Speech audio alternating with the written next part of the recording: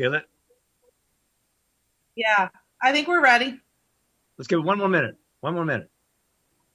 One more minute. That way we're at the starting gate. Okay.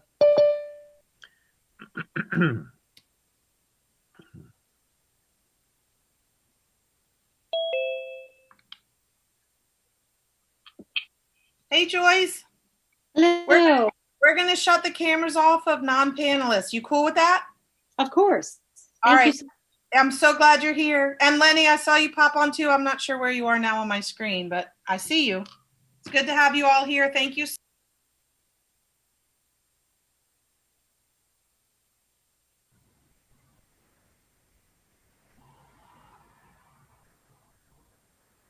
Okay, let's go ahead and get started then, Kristen.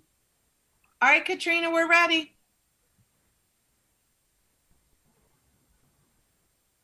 Okay, thanks so much. Well, good evening, everybody around the world, in the United States, in South Africa, and from points north, south, and east and west across our planet. My name is Anthony Prince. I'm the lead organizer and general counsel for the National Union of the Homeless, and I welcome you all tonight. We have no idea how many people are going to be able to join us.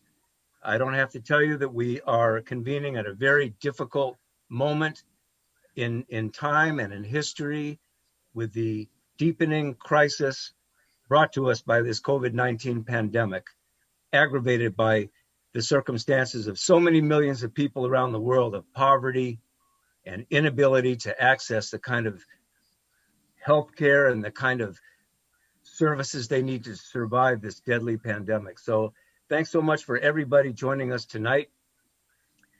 We're not going to let the year 2020 go by without lifting up two of the most important organizations that we know of that have been part of this struggle this year for 15 years.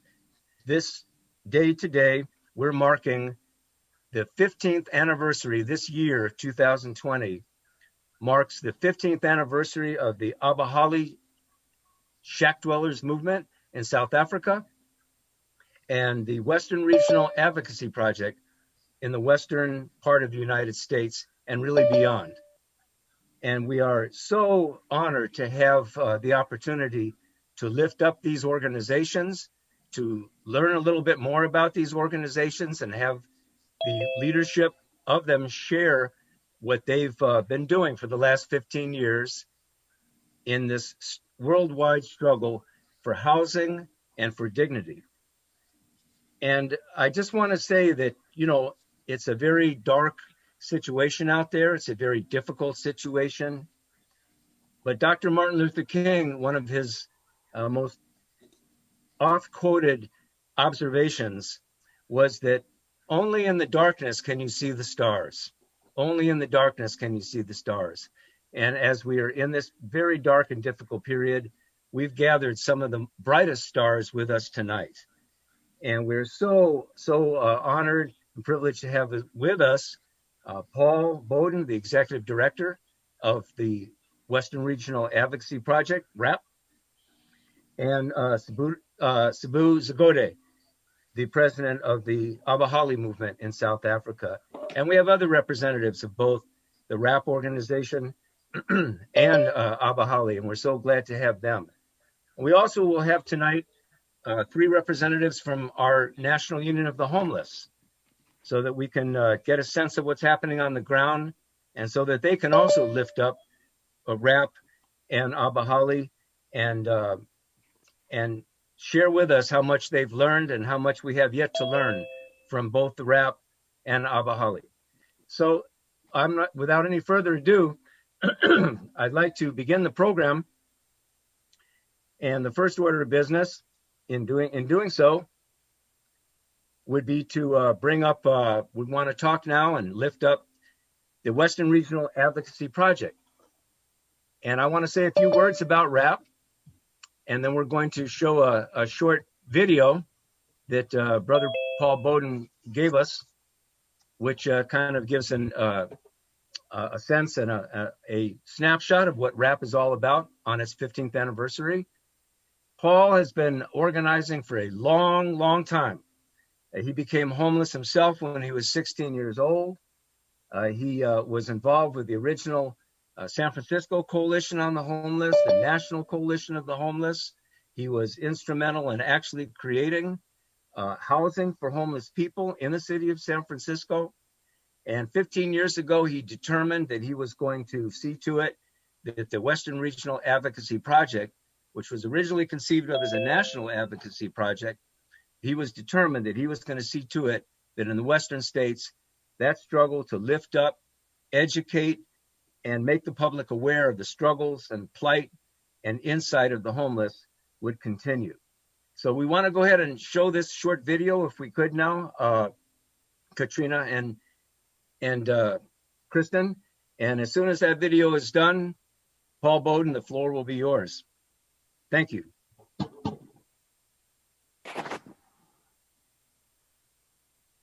Thank you. I'll start the video.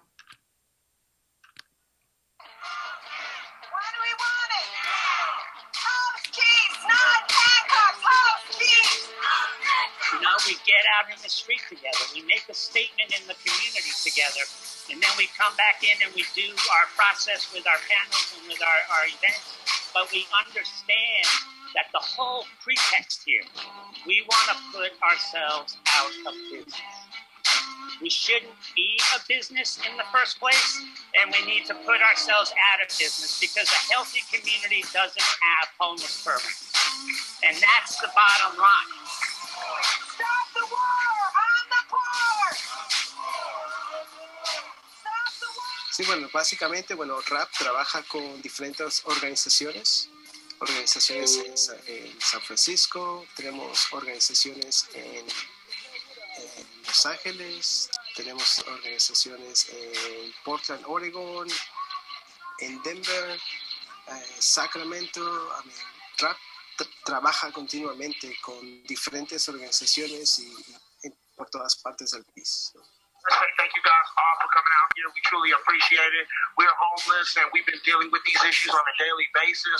All the things that I've been seeing out here, from police putting big light systems so people can't sleep, to literally just snatching them off the streets and making excuses that make no sense whatsoever as to why they're doing it.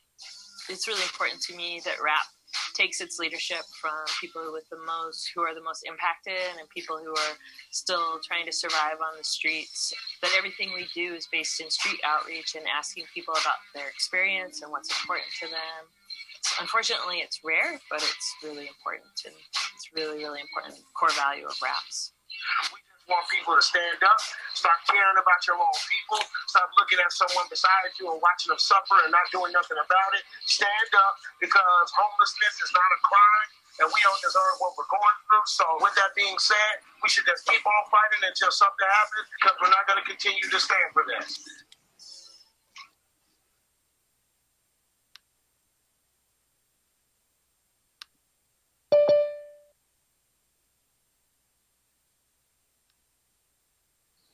All right, there you go. Paul Boden, the floor is yours, and welcome to this celebration of your 15th anniversary, brother. Go ahead, Paul Boden.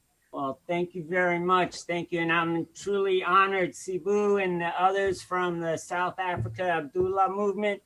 I'm incredibly honored to be even having this event with you all. The National Union of the Homeless, for old timers like me, we know how powerful that is.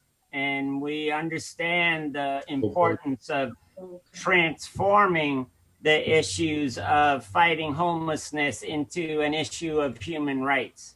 That we're not separate, we're not individual issues disconnected from each other. That what happens with the sisters and brothers in South Africa and Skid Row and New York City and Denver and Eureka, California and Chico, wherever it is, the way that we're allowing ourselves to be dehumanized and demoralized and demonized is about building power and sense of entitlement and sense of power amongst ourselves and amongst each other and as a community as a whole.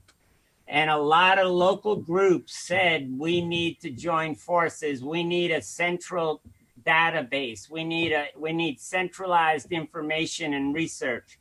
The systems of oppression connected to neoliberalism and racism and classism that we're all fighting are systems that are funded and staffed and engaged in research and documentation and lobbying and legislation and fighting in the streets.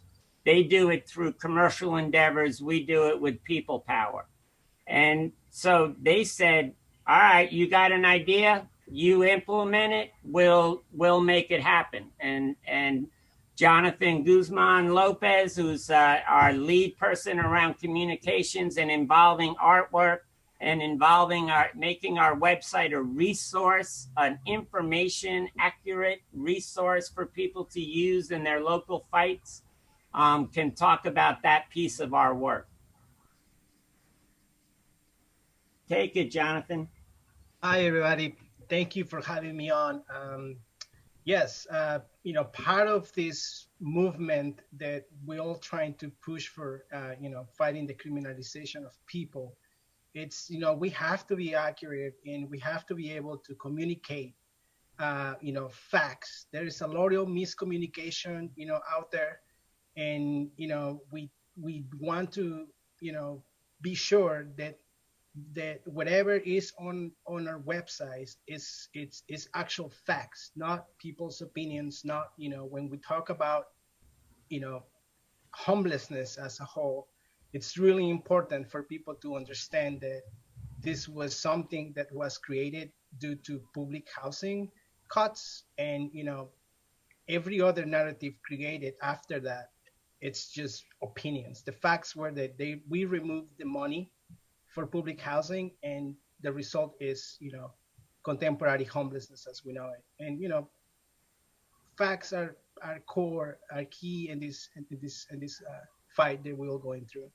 And another aspect that is really important is that, our work, there is a lot of issues about fighting that misinformation, ideas that are created in our society about homelessness and bad versus good and all that stuff, but we need to fight that, and our work has been one important piece in our organizing, that working with organizers that are in the street, doing the street outreach, talking with people, and be able to empower the actual message that the people experiencing, going through, need to be said and need to be heard to combat that whole, other society vision that we have of homelessness.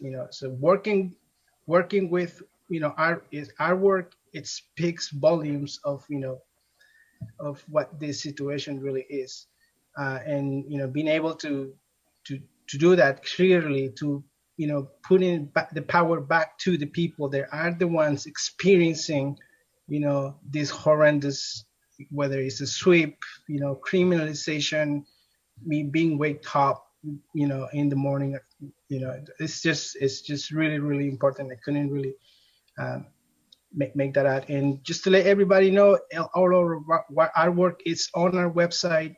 It's accessible for people.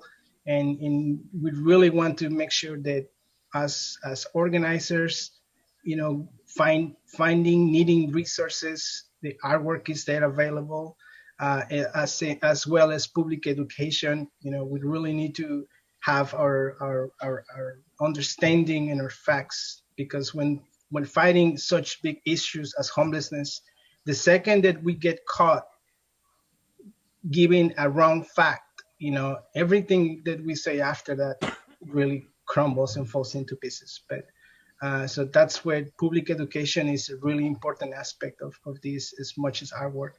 And it's really been a jazz doing this for over a day.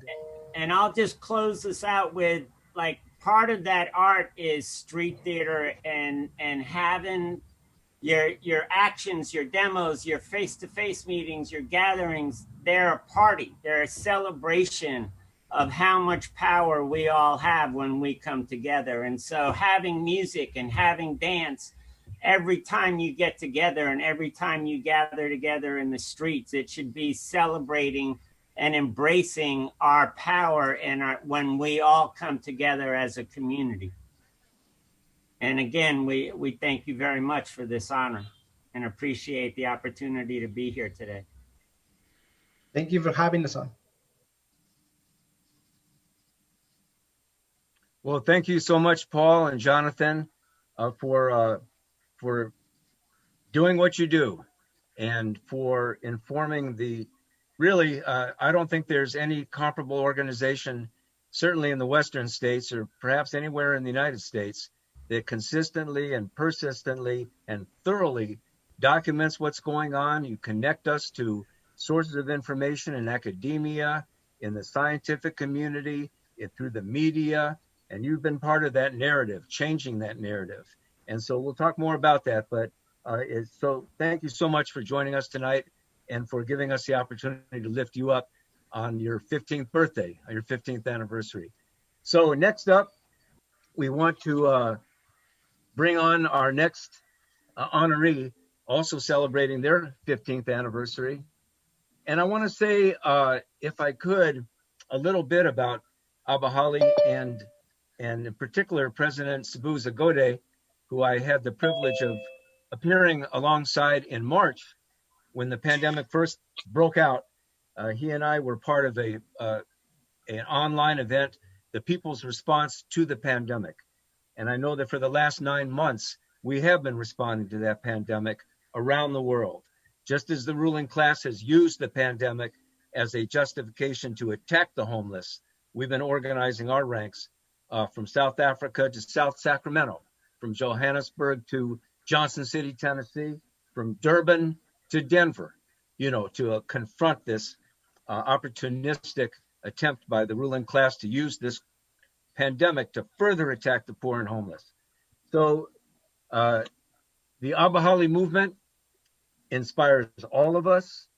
The Abahlali movement is a lesson, a dynamic lesson in progress of how to organize those who have been made homeless, how to convert our encampments and our forced congregant shelters, and where we have to be in the woods and hiding away from our enemies and living in shacks and living in cardboard boxes in tent cities. How do we turn those into bases of operation? How do we politicize and how do we organize to make a durable movement? Today, the Shackdwellers movement has 80,000 members. To sustain a movement under violence, under privation, under legal attack, under political isolation for 15 years, and survive with 80,000 members, the single most influential organization of poor and homeless people in South Africa. I don't know what to say, except that Abahlali inspires the world, certainly inspires our National Union of the Homeless. So we want to show a brief clip, a theatrical trailer for the motion picture Dear Mandela. Dear Mandela, the fantastic documentary which tells the story of Abahlali, how it formed and how it took its case to court. So let's show that, if we could, Katrina, and then we'll go ahead and introduce Sebou.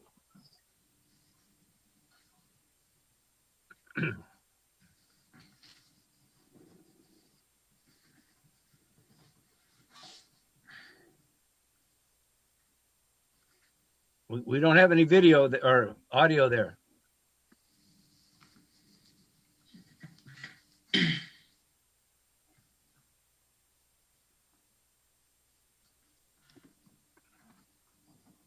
Anthony, can you not hear the video?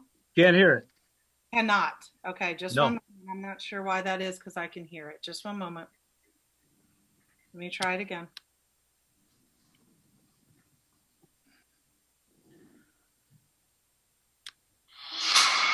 There we go.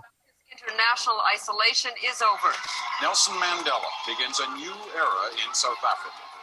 We are going to build houses for you. It is not something that you can achieve overnight. There was another day of sporadic flare-ups with exchanges of bricks, tear gas and bullets. Across the country, disgruntled residents demand immediate housing. To defend nothing but enrich themselves. I've never expected that we will be fighting for something that we've been promised. We have said we want to eradicate informal settlements by the year 2014. Municipalities have been given much more power to prevent the emergence of new slums. I would like to meet Dr. Nelson Mandela and ask him, how does he feel? What he has been jailed for has never been achieved. They were going to each and everyone's house, carrying bush knives, carrying guns. They've demolished a lot of shacks, and now they're threatening to demolish mine. Nobody is thrown out. Everything we've done is within the Constitution. No one may be evicted from their home without an order of court. This thing is unconstitutional. What's up? Being poor in life doesn't mean that you are even poor in mind. So that's why we must rise up now and take action now. The Shackdwellers Action Group is challenging provincial authorities in the Constitutional Court. We don't need to be old to be wise. That is why we think we need to show our character while we are still young.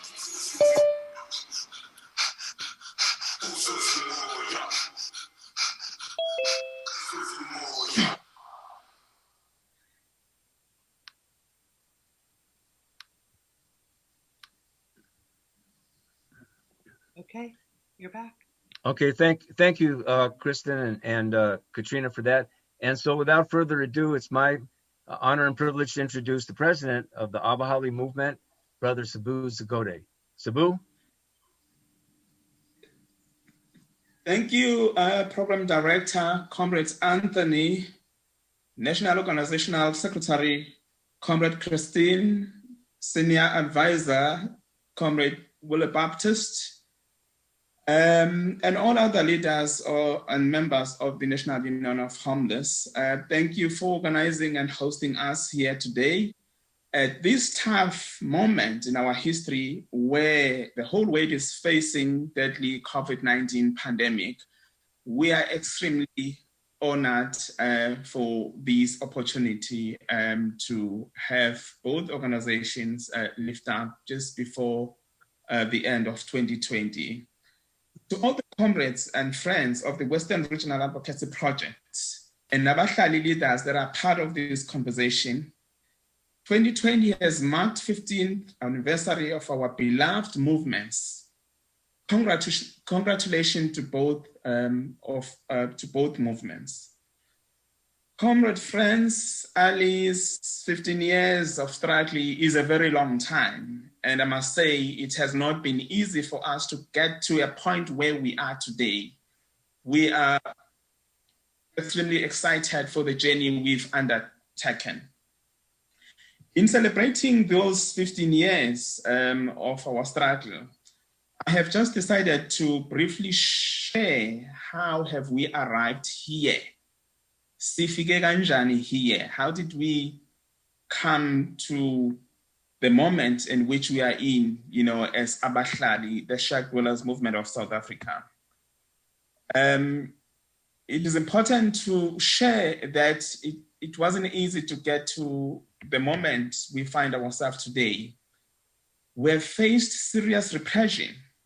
We have been assaulted, arrested, tortured, even in the police custody, slandered in the media.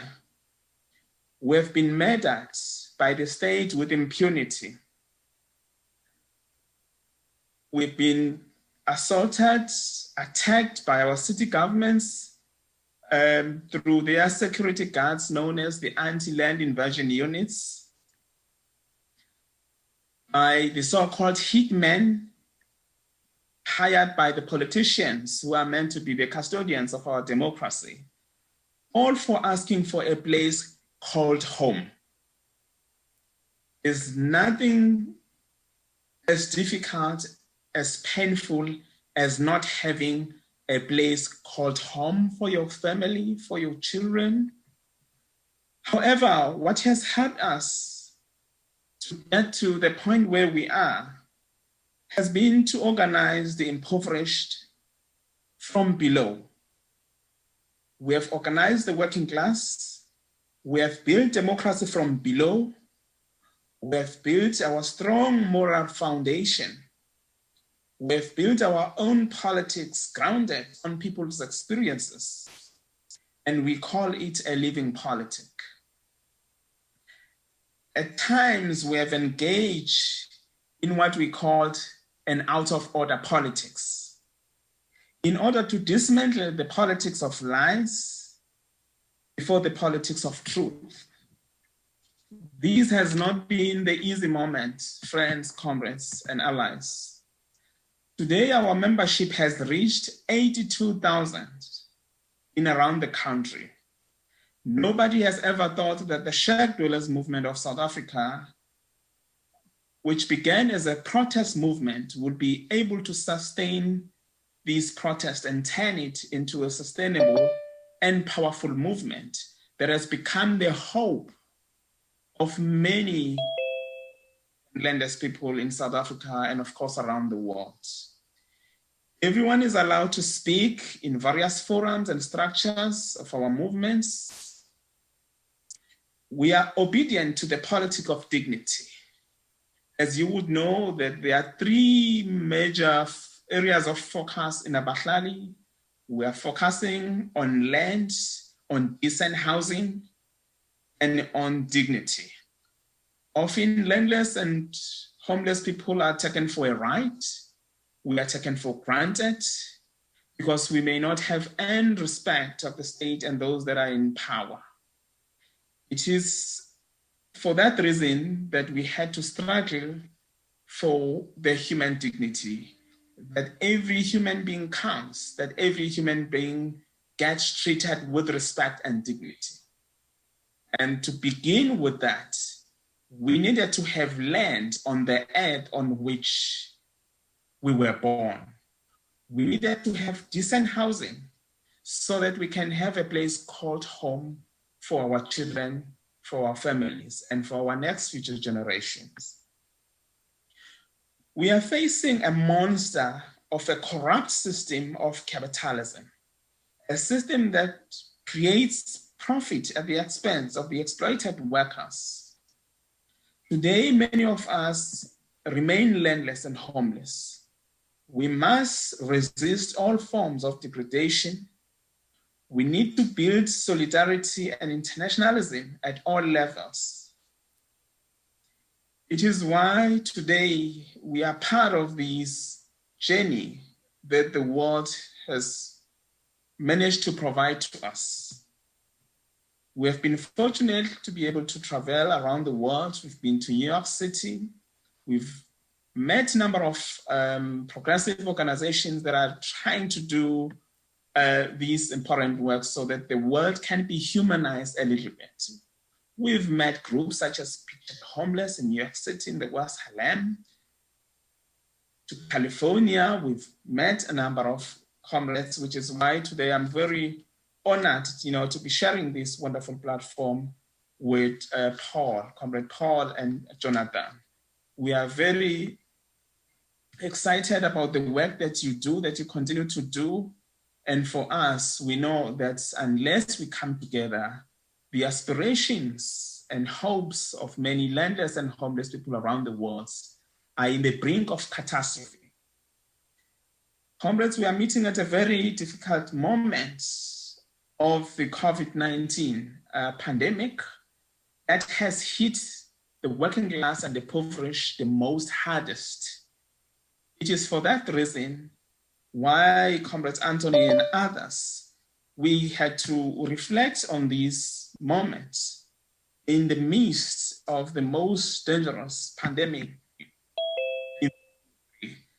that we had to use this opportunity to say to our members, our constituencies, and to the world that we exist because we care and we exist to serve our world with integrity. We will use our power, love, and the passion that we have to humanize the world. There's no other deep words that I can express on behalf of the Shackdwellers movement, Abahlali basemjondolo, to say how honored are we to be honored in this way by the National Union of Homeless and RAP as we round this year of 2020. So, comrades, the last message I have for you and for everyone is that we have a duty to our God, duty to our organizations, and duty to our countries to humanize the world. The world that put humanity ahead of profit is now. The world that puts human dignity, kindness, happiness, peace, and stability is now. Let us observe all the protocols of COVID-19 or the safety protocols of COVID-19 and be safe. So I just want to thank everyone that has participated, that continue to watch us as we struggle to humanize the world. We want to make this world a better place that is livable for everyone. And we have been inspired and re-energized by the love that we have for our country, for our world, and for humanity. I thank you all.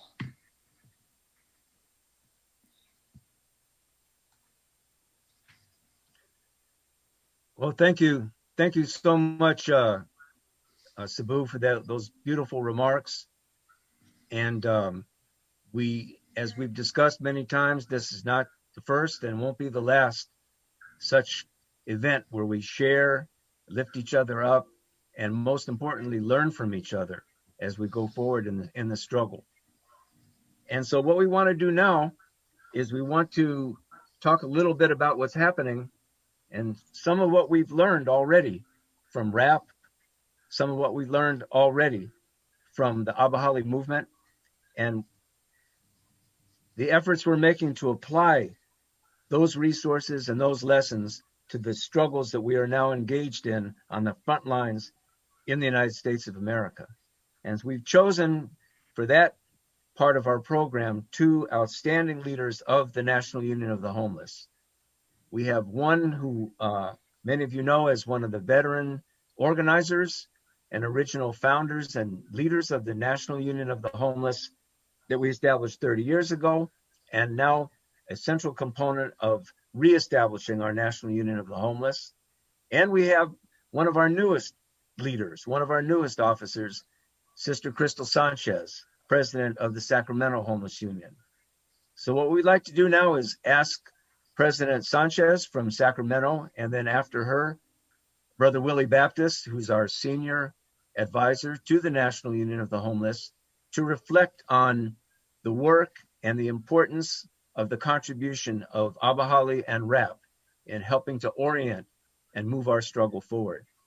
So Crystal, let me just say by way of introduction that Crystal is the leader of one of our largest homeless union locals in the United States.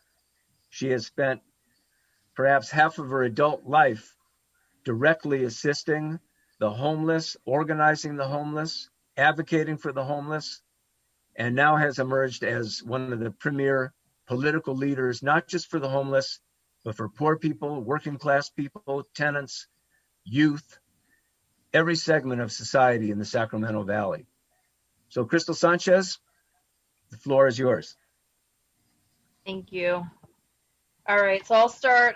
My name is Crystal Sanchez, like Anthony said. I'm the president of the Sacramento Homeless Union and SACSOUP, which stands for Sacramento Solidarity of Unhoused People. We're a coalition of about 250 folks. I feel so privileged to sit on this Zoom with some of the most powerful people in housing and in this homelessness movement. I spent the morning watching Dear Mandela, and what I found most interesting is even though Africa is completely across the world, I felt like I was sitting in the same situation, the same government player types, just in different locations. Power and struggle to keep a roof over our heads, even internationally.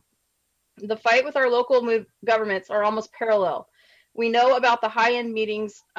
They have those here. And it's always about us without us. They continue to criminalize and take and destroy our belongings. They continue to take our security and stability.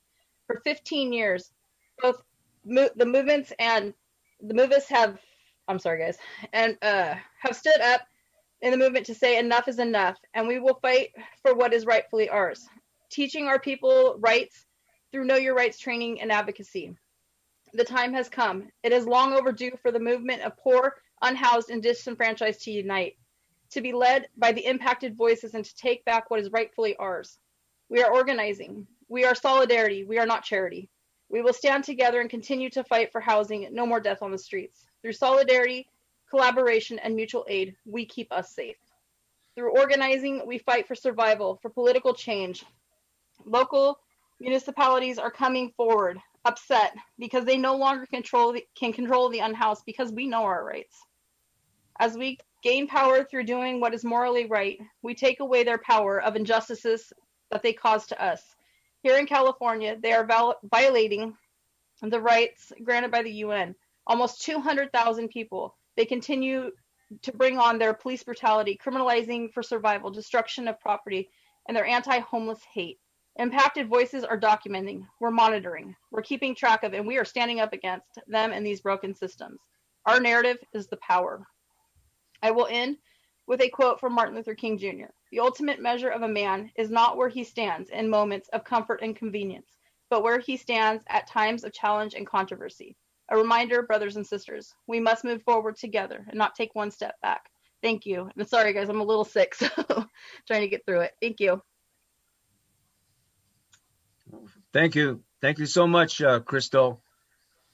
We are well aware of what's going on in Sacramento, the capital city of the most populous state in the United States, the largest concentration of homeless people, and the largest concentration of wealth in the United States. So thank you so much for those remarks.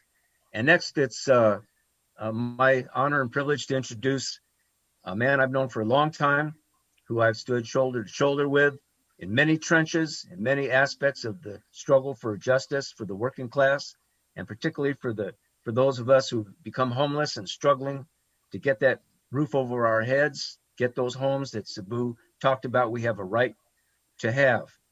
Willie Baptist is a scholar, activist, theoretician, and above all, organizer.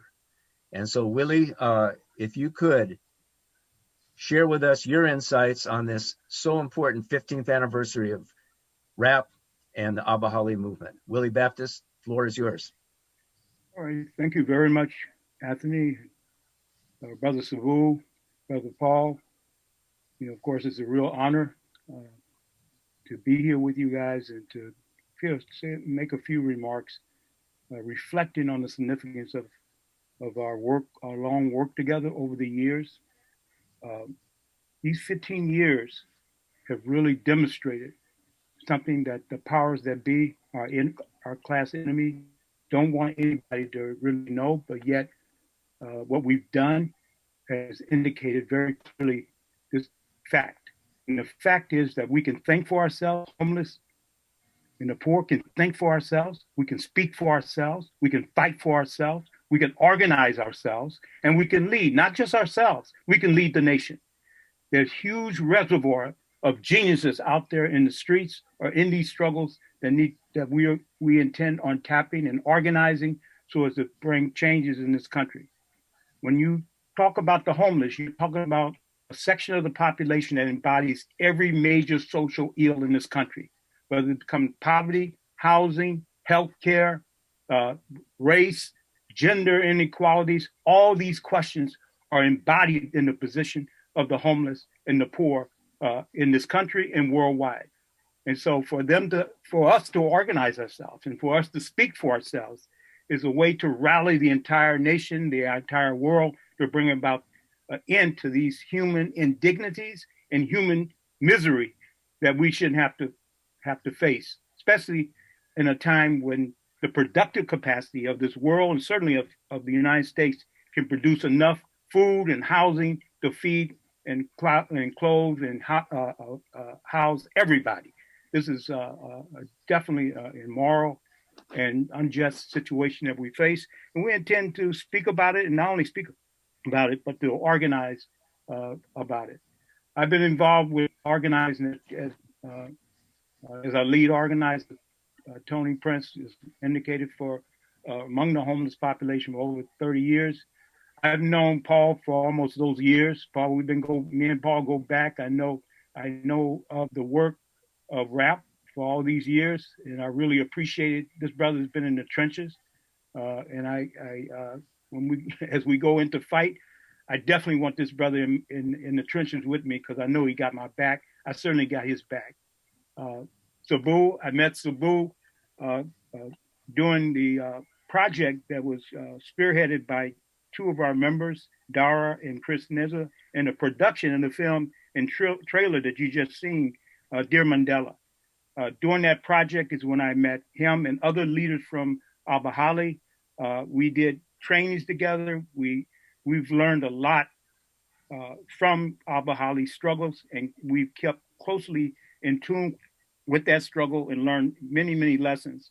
Among those lessons is that we are talking about organizing the bottom of society. And to organize the bottom, we got to have, as Sabu pointed out, a living politic. And this organizing has got to be a political organizing. And at the center of that political organizing is political education. And we learned very much about the work of Abahlali and how they've politicized, as Tony pointed out, these in 10 cities and encampments, homeless encampments throughout South Africa. And we learned that if we're going to organize the poor as a class, you got to organize them politically, and not just simply a community organizing or this kind of organizing, but a political organizing. Because what we're up against is the organized violence and pressure of the U.S. state apparatus on a global level. Our struggle is a global struggle. Their enemy is our enemy. And we are facing a situation throughout the world, especially in this coronavirus situation and this deepening crisis.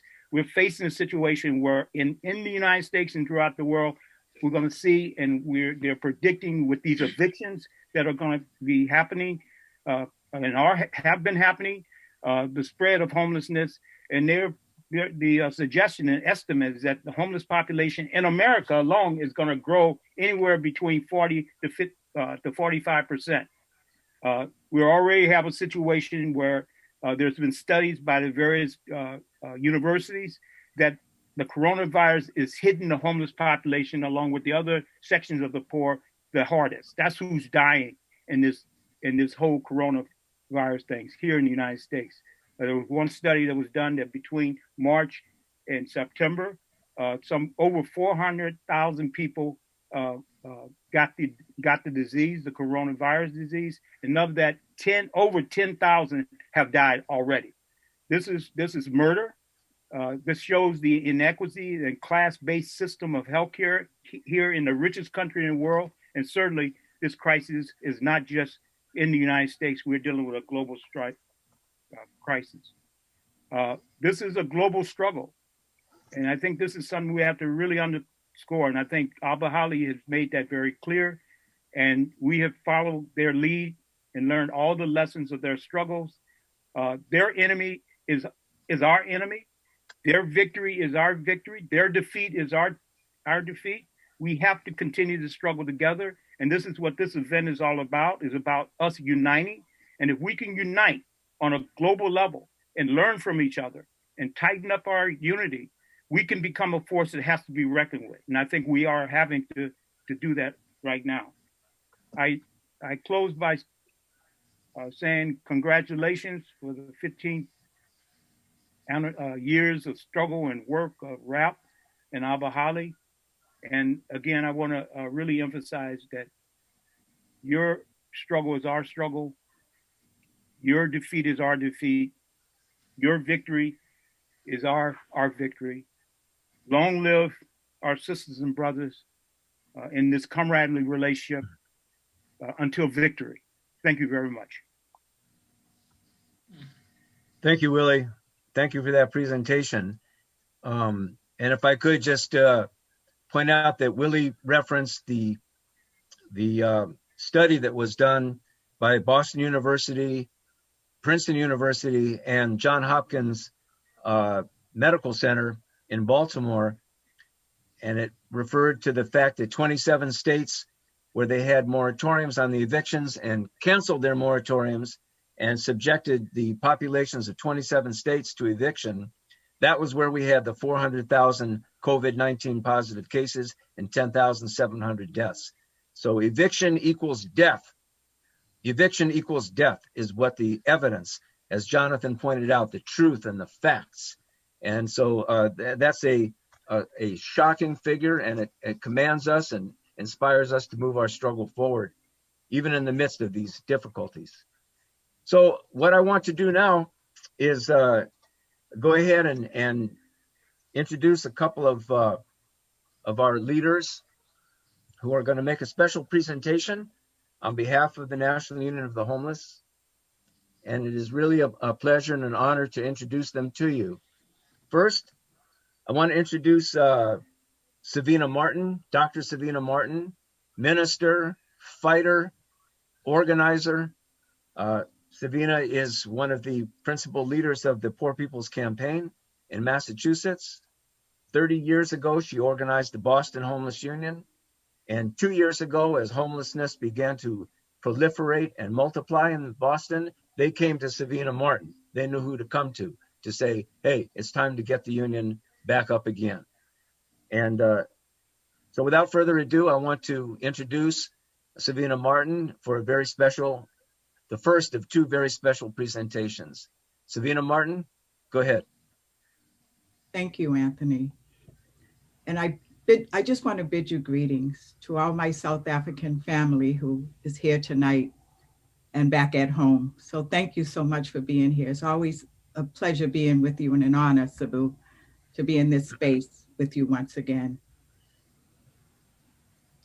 Paul, although we are in this space acknowledging the 15th year anniversary of RAP, we met over 30 years ago in this same fight, raising our fists while mobilizing, marching, conducting housing takeovers, outraged at the system as we are today. A system designed to keep the rich richer and the poor poorer. We were outraged and still are at the blatant disregard of our human health and our human rights. Paul, you have been a relentless vocal advocate, swearing all over the US. And yes, what's going on today will make you want to swear all over the US. We love you, Paul. Unlike charitable and commercial nonprofits that have served the poor over the last century, no one has said it quite like you. You said, we need to put ourselves out of business because a healthy community does not have homelessness, does not have poverty. Thank you for your leadership here in the US, Paul, interlocking our global struggles from the Pacific Northwest and reaching our families on Kennedy Road in South Africa. This reinforces how close we are. Our struggles are the same. This school of struggle is the same. Paul, I'd like to present to you tonight this proclamation on behalf of the National Union of the Homeless in solidarity to the Western Regional Advocacy Project and to you, the Executive Director. You have worked tirelessly advocating, educating, and providing a clearinghouse for research, policy, resources, art, and media on behalf of the unhoused in the Western United States and beyond. So today, on the 23rd of December, in the year 2020, we present this proclamation to you. And it is signed by Kristen Colangelo, our National Organizing Secretary, from Anthony Prince, our lead organizer, and from Willie Baptist, our senior advisor. And it is my honor to present this to you tonight, Paul. We love you and thank you for your hard work that you're doing here in the United States and beyond. Well, and I love you too, and I have for many, many years. I'm incredibly honored because of where it's coming from. You know, like, it's funny, that little speech in that clip, that some statewide service provider group asked me to speak. So I thought, good, let's have a speech about putting ourselves out of business so that we stop putting charity in or poverty, not just homelessness. All poverty is about rehabilitating the poor people to fit back into a system that ain't working. And when you have that mindset, you disempower people because it's the system that ain't working. Homeless people didn't create homelessness. Poor people didn't create poverty. Neoliberalism did. Capitalism did. The same things that are creating these systems of oppression in South Africa, in United States, all over. Neoliberalism is international capitalism. And we need to recognize that we're not just talking the talk. You know, the RAP member groups that I'm honored and privileged that told me, yeah, we'll do the Western Regional Advocacy Project so long as you staff it. All right, I'll staff it. But they're the ones that are accountable in Skid Row and in the Tenderloin and in Old Town and in Denver. They're the lead organizers. We're a support system to that. And that's an incredible feeling. And if we all felt that about, I want to be a support system to the union. I want to be a support system to Sabu and those guys. Like we all should want to do that for each other. We all should want to be a support system to what we're all doing.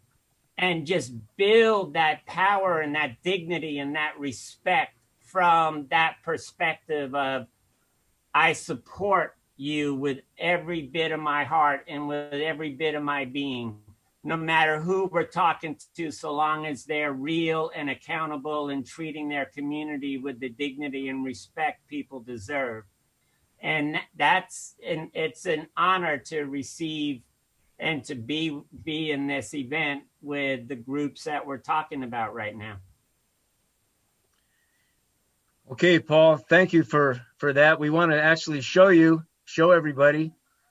It's a little, if we could bring that up, it's a little bit out of whack because I guess when you prepare a document and then you put it on the screen, it gets a little mixed up sometimes. But Savina already read the wording. We're going to see to it that you get the actual physical copy of this proclamation, Paul, and there it is for everybody to see. And then Jonathan and the other artists will put some artwork on the back of it and stuff. Don't worry. There you go. We'll have a blast with it. We'll have a blast with okay. So thank you for putting that up, Kristen and Katrina. Next up, it's my honor to introduce the next presenter, and she hails from Western Pennsylvania, a part of the country hard hit by deindustrialization and homelessness and an increasing poverty, in a part of the country which at one time was considered the bedrock and stable base of the so-called middle class. Nizhmi Zarenko, I met a few years back. Every single time we have the opportunity to collaborate, I'm just once again impressed all over again at the caliber of her leadership and her commitment to this struggle. So we've asked Nizhmi Zarenko, who is the founder of Put People First Pennsylvania and the Nonviolent Medicaid Army, and of course a national leader with the National Union of the Homeless, to do us the honor of presenting the next certificate. Nizhmi? Great, thank you, Anthony. Can you all hear me okay? So I'm really honored to be here with you all tonight and to be presenting this award to Comrades Boo and everyone in Abahlali. I learned so much all the time from the Shackdwellers movement. I had the honor of meeting Youth Boo many years ago at the Poverty Initiative, the Poverty Scholars Program at Union Theological Seminary. And then this past November, I was at the ENFF school with the Landless Workers Movement in Brazil and got to build with other comrades from the Shackdwellers movement, including Makapele, who I think was on this call just a little while ago. And the Shackdwellers movement has much to teach us, being the largest movement of the organized poor in South Africa today. I think that there's a common misconception in the United States that the South African struggle ended with the end of apartheid. And what you all are teaching us and continue to teach us is that we share the same fundamental problem across the world as the working class, and that's the growing concentration of wealth in the hands of a few, in the hands of the global ruling class, and the masses of the growing poverty of the poor and dispossessed, the global working class. The Shackdwellers movement has been a leader in helping the poor and dispossessed around the world understand that fundamental reality of our world today that cuts across all countries. Your movement for land, housing, and dignity has much. We are also in those fights. Your land occupations, stopping evictions, always raising class consciousness, the fight for healthcare, education, water, sanitation. These are fights that we share.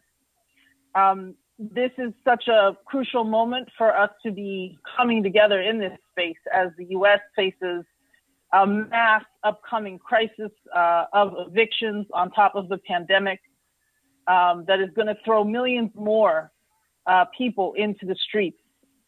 And so we are struggling for healthcare. Our own healthcare workers don't have healthcare. So many have been infected by the pandemic. So many have water shut off right now across this country.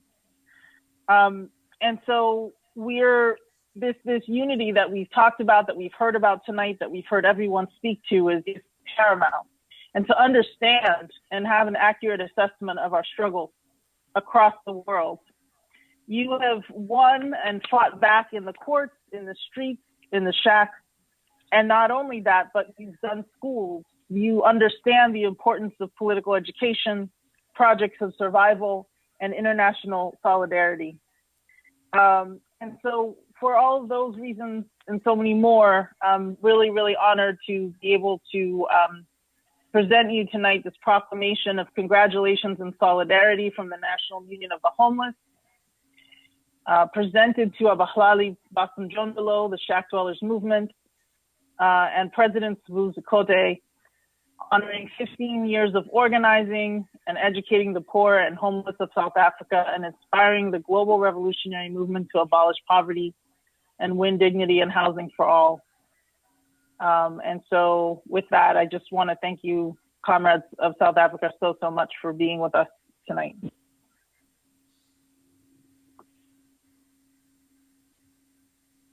Thank you, Nizmi.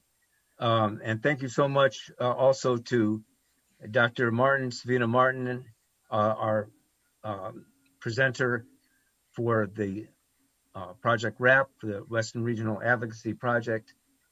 These are not just commendations on paper. These are not just proclamations and words. I'm telling you right now that these are commitments going forward. I say this in earnest. We are now where you were in 2005, Abahlali. We are now where you were in 2005. Our encampments under attack and demanding that they be politically organized, as Willie was saying. Not just so that we can defend ourselves, but so that we can move forward and establish a base of power of poor people. Project, the Western Regional Advocacy Project, we've given you a certificate. It's not just a piece of paper. It's not just words. We are absolutely committed to working with you in such a manner as we change and fundamentally change the false narrative of homelessness in this country. And it cannot be done except with facts. It cannot be done except with the truth. So we will see to it that you get your certificates, and more importantly, we'll see to it that we go forward with these ongoing collaborations. So with that, I want to introduce just an absolutely beautiful musical presentation. Hey, Tony, I think. Yeah, Willie. It sounded like Sabu wanted to say something. Oh, I'm sorry, I didn't see that. Sabu, I apologize. Floor is yours, Sabu. I apologize. It's okay. Thank you so much. Sorry for that. Just a minute to express my gratitude on behalf of Abahlali. We are deeply honored by this sort of recognition. We just want to say, I do want to say that I am receiving this wonderful proclamation on behalf of the Shackdwellers movement of Africa, particularly our fallen heroes. Just to mention that we have lost 18 activists over the past 10 years, meaning that this journey has not been an easy one. And I do want to say to all of you, to Sister Nimji, who've just presented, we are deeply honored. And I have a couple of leaders of the National Council of Abahlali who are here with us, who are witnessing. This is the only way we can plant a seed as we leave the baton behind for those who are coming before us to continue leading the way. We've taken this baton from others who have come before us, and we have no choice but to leave it to those who are following us so that the journey and the struggle continue. I just want to salute all of you and say that I do accept this proclamation, not only on behalf of the living Abahlali who are in living, but those of us who have fallen in the very struggle for a just and equal society. I thank you. Thank you. Thank you so much, Sabu. In fact, what I'd like to do actually, if you could take a moment, Sabu, I'd appreciate it if you could go ahead and introduce your sisters and brothers who are with you tonight from South Africa joining us. And if we could facilitate so we could see them, perhaps. I know that we have them on the call tonight. Sabu, why don't you go ahead and introduce us to your sisters and brothers on so that we can all see them and lift them up. Yes, no, thank you so much. With us, we have the members of the National Council of Abahlali who are surrounding the organization, providing leadership, providing critical thinking, and most of all, the courage that I've never seen, that have really empowered and inspired me to continue to do the work I do.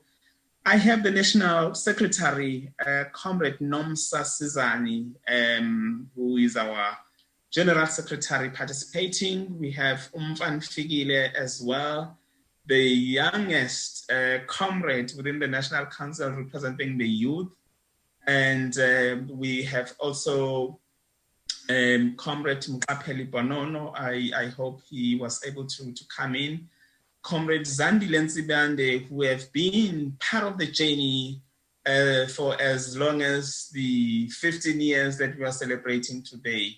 And Mama Chola was supposed to join us. So I just want to thank them for this commitment of not sleeping, at this moment, and felt this moment was crucial. Thank you so much. Thank you, Sabu. And again, if we could, if not right this moment, at least before we adjourn tonight, if we could get everybody's face on, especially our honored guests from the other side of the world, so we could see what these beautiful sisters and brothers look like. Everybody, actually. Why don't we all kind of let us all see each other here as we close out for a moment? Can we do that? Can we do that?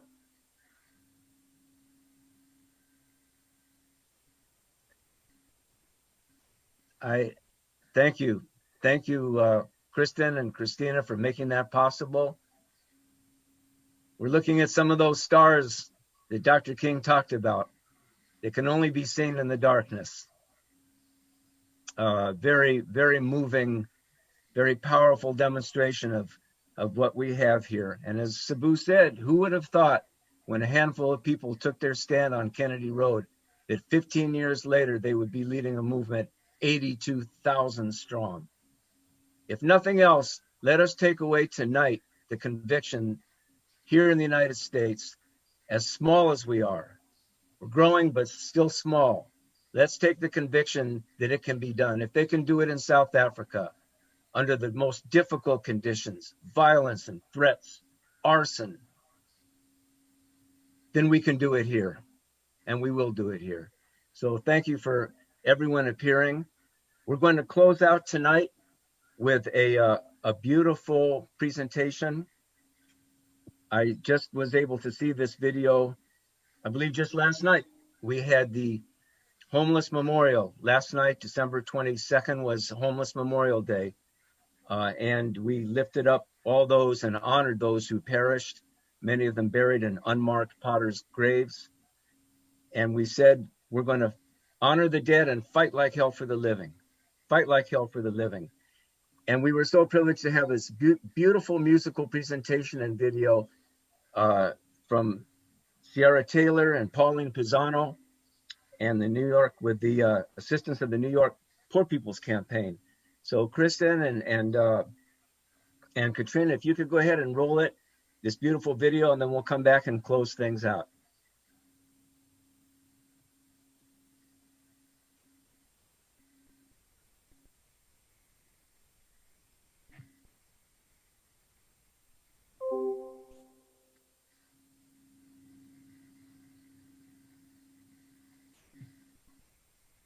We don't have any sound here.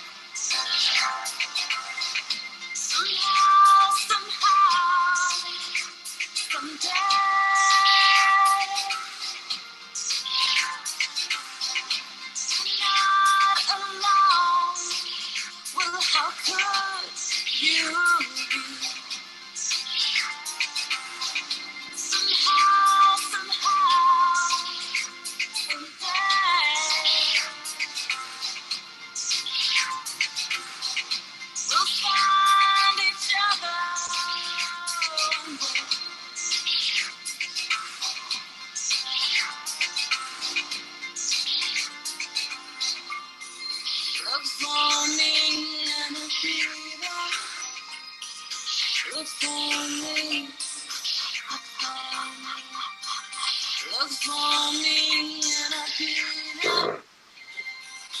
Look for me. Look for me and I'll be there. Look for me and I'll be there. Look for me and I'll be there. Look for me. Somehow, someday,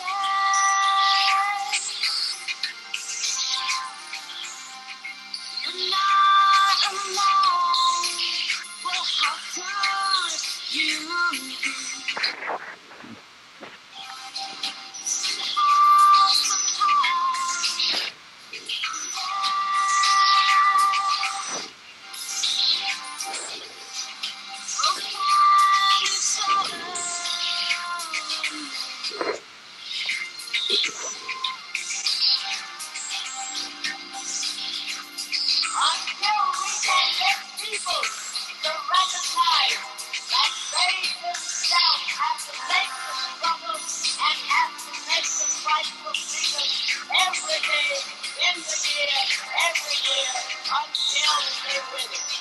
We are the National Union of the Homeless, and we're taking HUD houses again today.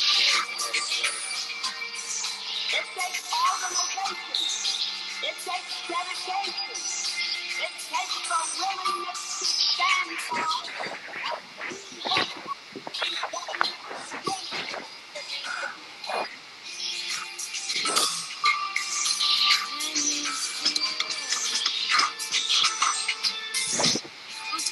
You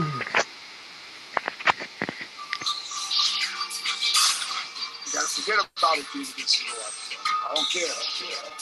I'm dying in the streets. I think that should be against the law.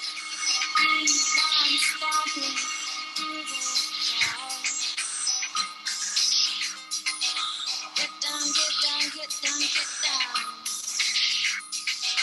Use the signal.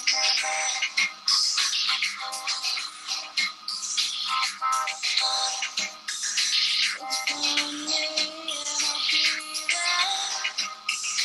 Look for me. Look for me and I'll be there. Look for me. Look for me. Look for me. Oh, this is another great song. All the homeless people come together and they show HUD that we can do something.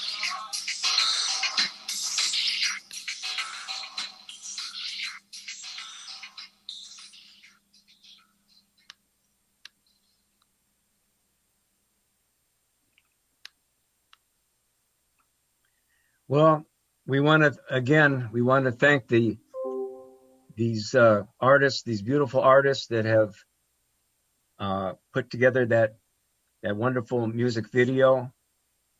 We want to thank everyone tonight who joined us. We want to again thank our presenters. Thank most importantly our honorees, the Abahlali movement and the Western Regional Advocacy Project.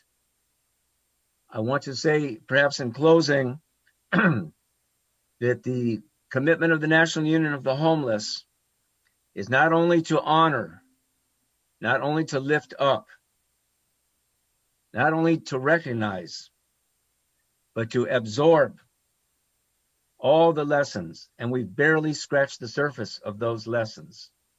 The tremendous legal victory that was won when you went to constitutional court.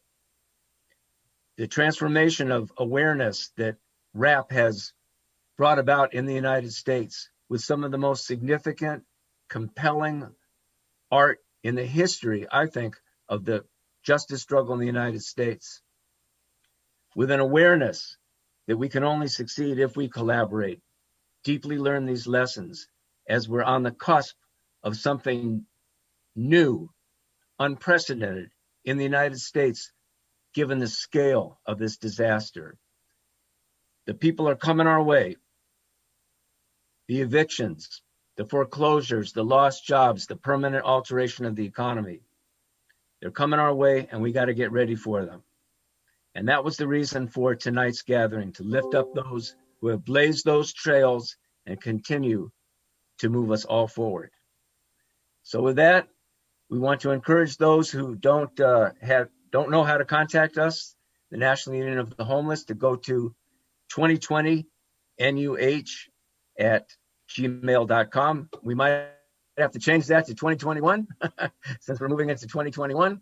But for now, 2020nuh@gmail.com. I want to thank Kristen and Katrina for being our technical staff and our technical how you put it, I'm lost without them, as I'm assuming a lot of others are too, to put all this together in just a beautiful presentation of words, music, and images. So I want to wish, on behalf of the National Union of the Homeless, everybody a meaningful holiday, a meaningful Christmas, a meaningful whatever manner you celebrate this time of year, and an even more meaningful and even more significant and even more historic 2021. So can we all maybe unmute ourselves?